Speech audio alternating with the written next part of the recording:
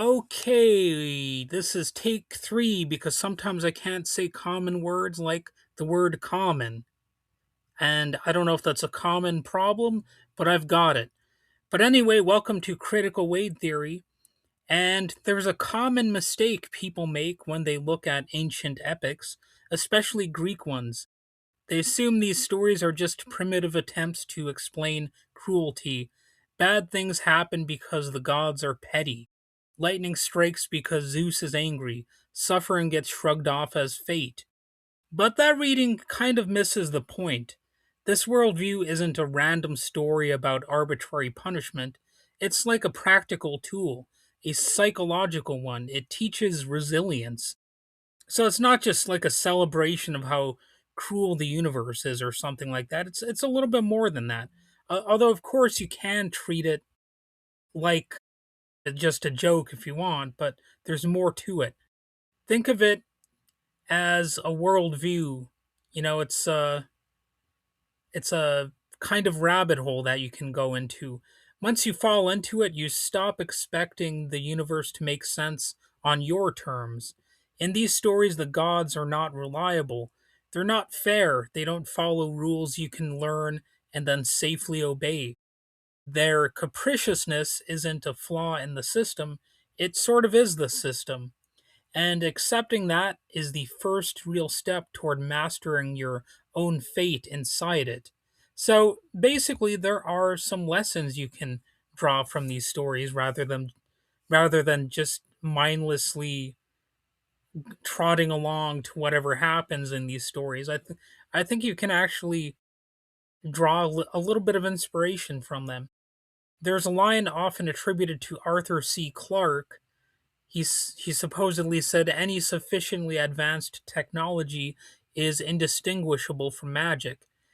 And it's usually used to talk about science and the future, but it fits ancient religion and how it talks about nature almost too well. Nature is magical. Nature is sort of indistinguishable from magic. And in a way, then, so are the advances that humans make in an attempt to deal with nature. To humans, the gods were forces so powerful and so opaque that their actions must have been entwined with nature's magic.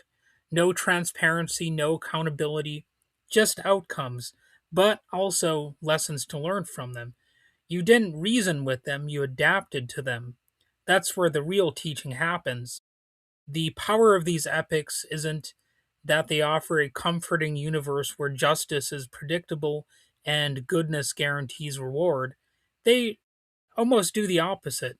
They prepare the human spirit for a reality where justice is inconsistent, where effort doesn't always pay off, and where disaster can arrive without explanation. And that preparation is decisive. It's harsh, but it's honest. The hero's journey in this context isn't about pleasing a stable, benevolent deity.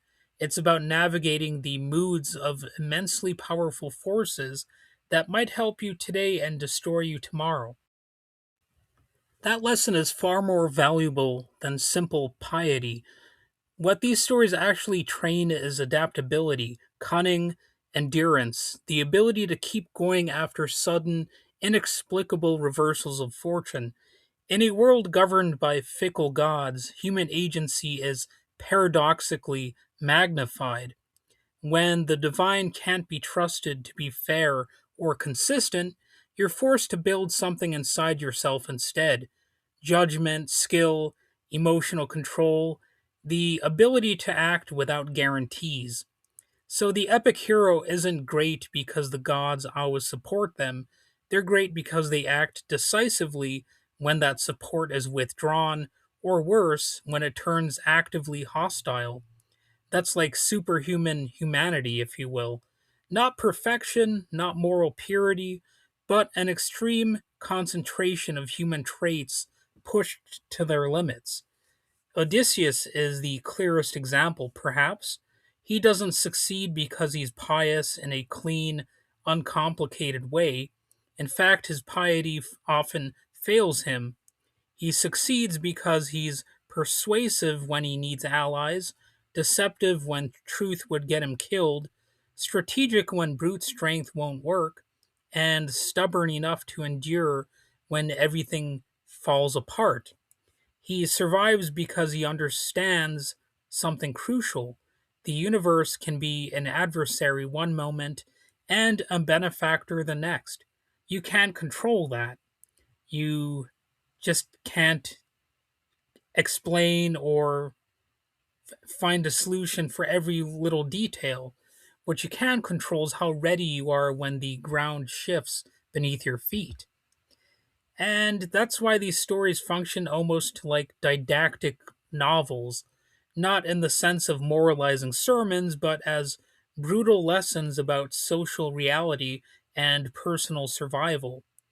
The lesson is this: you must be prepared to be both favored and forsaken. You must be ready for praise and abandonment, reward and punishment, often without explanation. And your character is forged not in stability, but in the uncertainty. Seen this way, this worldview isn't nihilistic at all. It doesn't say nothing matters, it says you matter more than you think. It demands strength, self reliance, and adaptability because no higher order is going to guarantee that for you. A more orderly, benevolent cosmos wouldn't require that kind of inner development. This one does. And maybe that's why these stories have lasted. They don't promise fairness, they offer preparation. And in a world that still feels unpredictable, that might be the most realistic gift that a story can give.